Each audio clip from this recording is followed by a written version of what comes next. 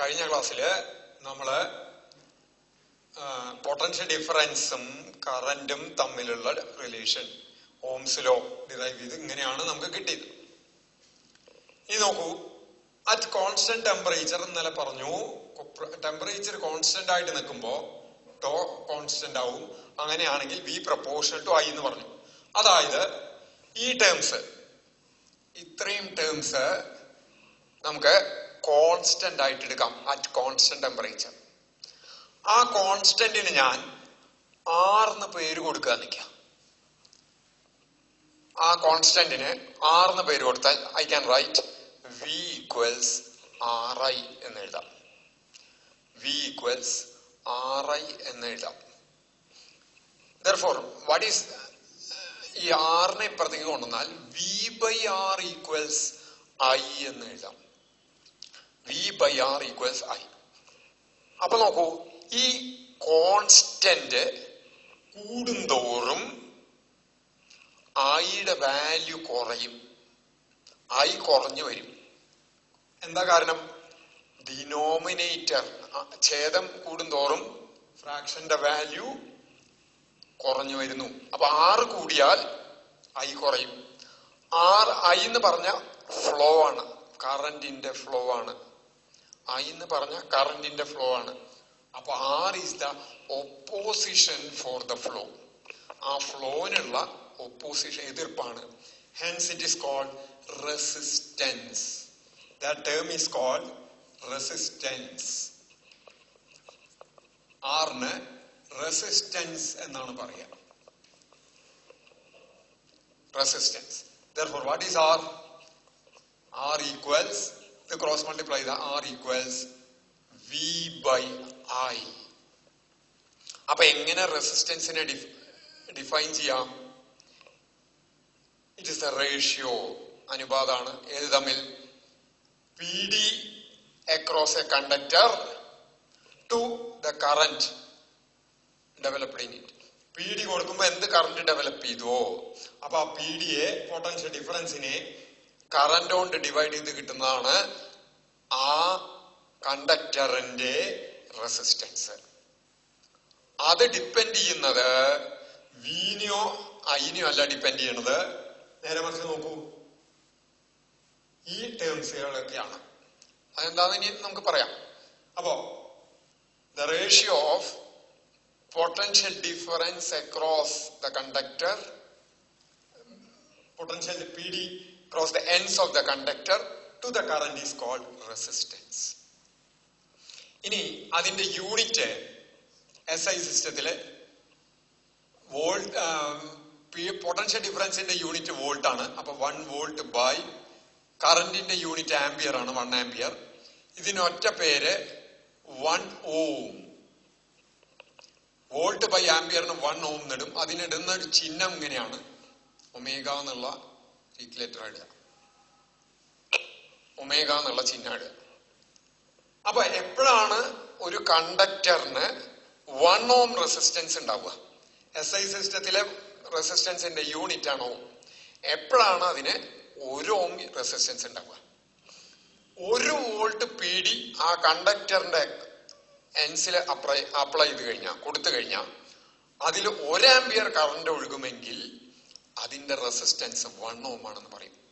A conductor is said to have 1 ohm resistance if a PD 1 volt applied across its ends produces a current 1 ampere through it.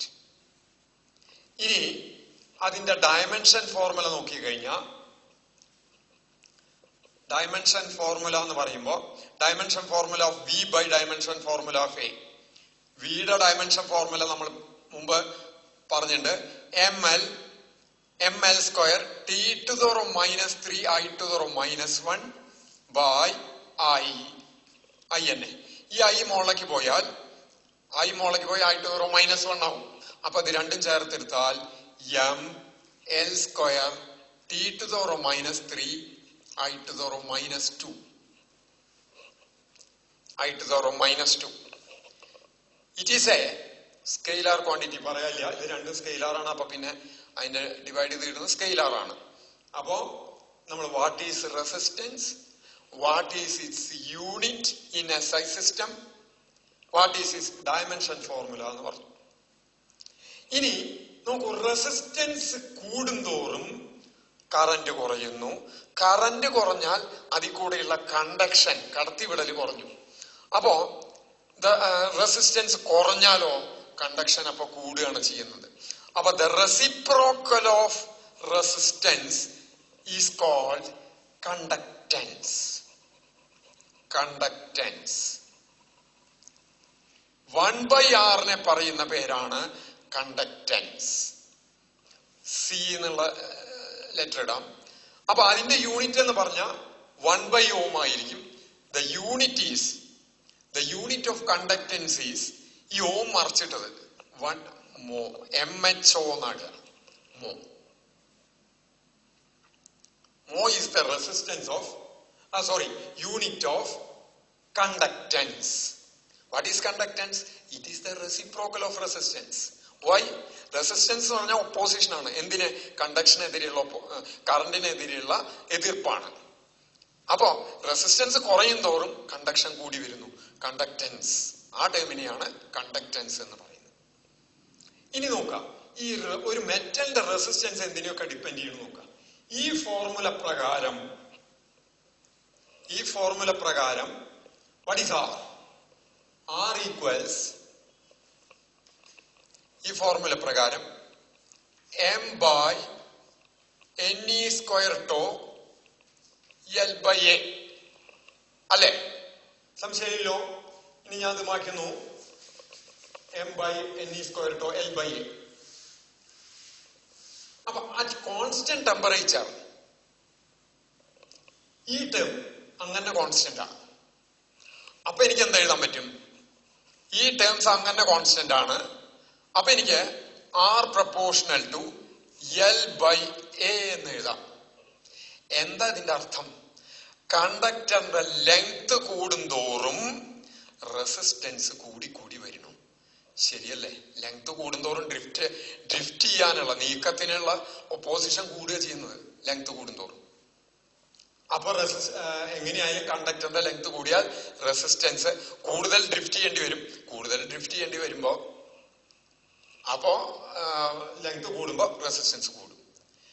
Area of cross section, കണ്ടക്ടറിന്റെ area of cross section കൂടിയാൽ resistance കുറയും.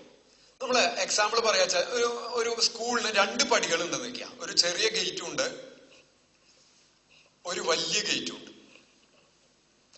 ചെറിയ gate മാത്രം തുറക്കുമ്പോ, school വിടുന്ന നേരത്തെ ചെറിയ gate തുറന്നിട്ടുള്ളൂ, ഇത് തുറക്കാം എന്ന് വെച്ചാൽ ഇവിടെ വല്ലാത്ത തള്ളു വരും, ഇടി വരും, ഫ്രീ ആയിട്ട് കടന്നു പോകാൻ പറ്റില്ല. നേരെ മറിച്ച് വലിയ ഗേറ്റ് തുറന്നാ അത്ര തിരക്ക് വരില്ല, അവിടെ കുറേം കൂടി ഫ്ലോ കൂടുതൽ കിട്ടും. അതായത് ഈ ഡ്രിഫ്റ്റിന് ഇപ്പൊ ഏതെങ്കിലും വഴിയിൽ ഒപ്പോസിഷൻ ഉണ്ടെങ്കിൽ കൂടുതൽ വേറെ വഴികൾ കൂടെ പോകാനുള്ള സാധ്യത കൂടുകയാണ് ഏരിയ ഓഫ് ക്രോസ് സെക്ഷൻ കൂടുമ്പോ. അങ്ങനെ വരുമ്പോ റെസിസ്റ്റൻസ്, ഒപ്പോസിഷൻ കുറയും. അപ്പോ ഇതാണ് അതിന്റെ യുക്തിപരമായിട്ടുള്ള ഏത് L/A, R proportional to L/A. അപ്പൊ ഈ ടേം എന്താ കാണിക്കണേ? ഈ ടേം റോ L/A എന്ന് എഴുതാം. What is rho? ഇതിന്ന് rho equals m/ne² tau. m/ne² tau എന്ന് പറയാം. ഇതെന്താ? ഇതിനെ പറയുന്ന പേരാണ്, നോക്കൂ, ഇത് at constant temperature m mass of electron, that is a constant. E charge of electron constant. n എന്ന് പറയുന്നത് നമ്പർ ഓഫ് ഫ്രീ ഇലക്ട്രോൺസ്. അത് ഒരു മെറ്റല് ഏത് കണ്ടക്ടറാണ് ആ കണ്ടക്ടറിന്റെ മാത്രം ബാധിക്കുന്ന ഇതാണ്. കണ്ടക്ടർ മാറുന്നതിനനുസരിച്ച് എന്നിന്റെ വാല്യൂ മാറും. അപ്പൊ ഇത് ഈ കോൺസ്റ്റന്റ് എന്ന് പറയുന്നത് ഡിപ്പെൻഡ്സ് ഓൺ ദ മെറ്റീരിയൽ. ആ മെറ്റീരിയലിനെ ആശ്രയിക്കുന്ന കോൺസ്റ്റന്റ് ആണ്. അപ്പോ ഈ കോൺസ്റ്റന്റിനെ പറയുന്ന പേരാണ് സ്പെസിഫിക് റെസിസ്റ്റൻസ്. ആ മെറ്റീരിയലിന്റെ സ്പെസിഫിക് ആയിട്ടുള്ള റെസിസ്റ്റൻസ് എന്നുള്ള അർത്ഥത്തിൽ സ്പെസിഫിക് റെസിസ്റ്റൻസ്, അല്ലെങ്കിൽ വേറൊരു പേര് റെസിസ്റ്റിവിറ്റി. സ്പെസിഫിക് റെസിസ്റ്റൻസ് അല്ലെങ്കിൽ റെസിസ്റ്റിവിറ്റി എന്ന് പറയും. എങ്ങനെ അതിനെ ഡിഫൈൻ ചെയ്യാം നോക്കൂ. L equals 1 meter, A equals 1 meter square ആണെങ്കിൽ we will get R equals 1/1. R equals rho എന്ന് കിട്ടും. അപ്പൊ റെസിസ്റ്റിവിറ്റി എങ്ങനെ പറയാം? Resistivity of material is the resistance of the material having unit length or 1 meter length and unit area of cross section, 1 meter square area of cross section. അതായത് ഓരോ സബ്സ്റ്റൻസിനും ഓരോ, ഇപ്പൊ ചെമ്പ് ഫോർ എക്സാമ്പിൾ കോപ്പർ എടുത്തു, കോപ്പറിന്റെ 1 metre നീളം, 1 metre square area of cross section എടുക്കുമ്പോൾ ആ കോപ്പറിന്റെ റെസിസ്റ്റൻസ് ആണ് കോപ്പറിന്റെ സ്പെസിഫിക് റെസിസ്റ്റൻസ്. 1 മീറ്റർ ലെങ്ത് ഉള്ള വെള്ളി എടുത്തു, 1 മീറ്റർ നീളമുള്ള വെള്ളി റോഡ്, അതിന്റെ area of cross section 1 metre square ആണെങ്കിൽ അതിന്റെ റെസിസ്റ്റൻസ് ആണ് വെള്ളിയുടെ അല്ലെങ്കിൽ സിൽവറിന്റെ സ്പെസിഫിക് റെസിസ്റ്റൻസ് അല്ലെങ്കിൽ റെസിസ്റ്റിവിറ്റി. ഗോൾഡ് എടുത്തു, ഗോൾഡ് 1 മീറ്റർ ലെങ്ത് ഉള്ള rod, 1 metre square area of cross section ഉള്ള ഗോൾഡിന്റെ റെസിസ്റ്റൻസ് ആണ് ഗോൾഡിന്റെ സ്പെസിഫിക് റെസിസ്റ്റൻസ് അല്ലെങ്കിൽ റെസിസ്റ്റിവിറ്റി ഓഫ് ഗോൾഡ്. അപ്പൊ resistivity depends on the material. അത് ഡിപ്പെൻഡ് ചെയ്യുന്നത് മെറ്റീരിയൽ ആണ്, മെറ്റീരിയലിനെയാണ് ഡിപ്പെൻഡ് ചെയ്യുന്നത്. റൈറ്റ്?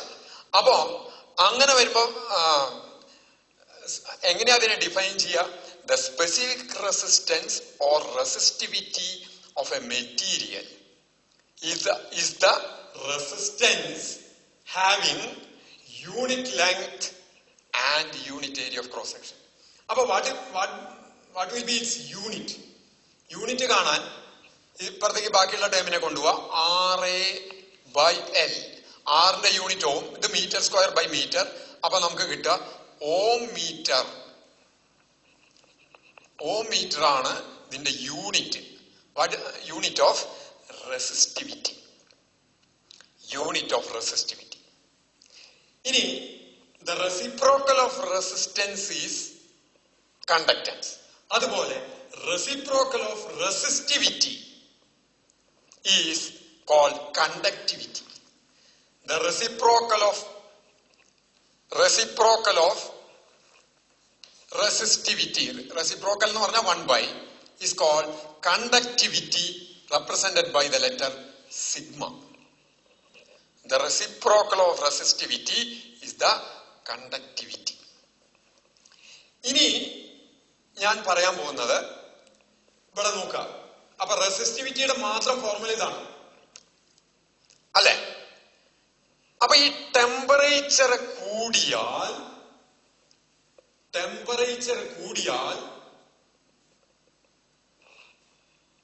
ഈ ടോന്റെ വാല്യൂ കുറയും. എന്താ tau? Average time interval between successive collision. അത് കുറഞ്ഞു വരും. ടെമ്പറേച്ചർ അങ്ങോട്ട് കൂടി കഴിഞ്ഞാൽ പെട്ടെന്ന് കൂട്ടിയിടിച്ച് തുടങ്ങും. എല്ലാം വളരെ സ്പീഡിൽ മൂവ് ചെയ്ത് തുടങ്ങും. പെട്ടെന്ന് കൂട്ടിയിടിക്കാൻ തുടങ്ങും. പെട്ടെന്ന് കൂട്ടിയിടിക്കാൻ തുടങ്ങിയ ടോന്റെ വാല്യൂ കുറഞ്ഞു. ടോന്റെ വാല്യൂ കുറഞ്ഞാൽ റെസിസ്റ്റിവിറ്റി കൂടി. അപ്പോ what is the relationship between resistivity and temperature? That relation, നമുക്ക് ആ ഡെറിവേഷൻ ആവശ്യമില്ല. Resistivity at any temperature T is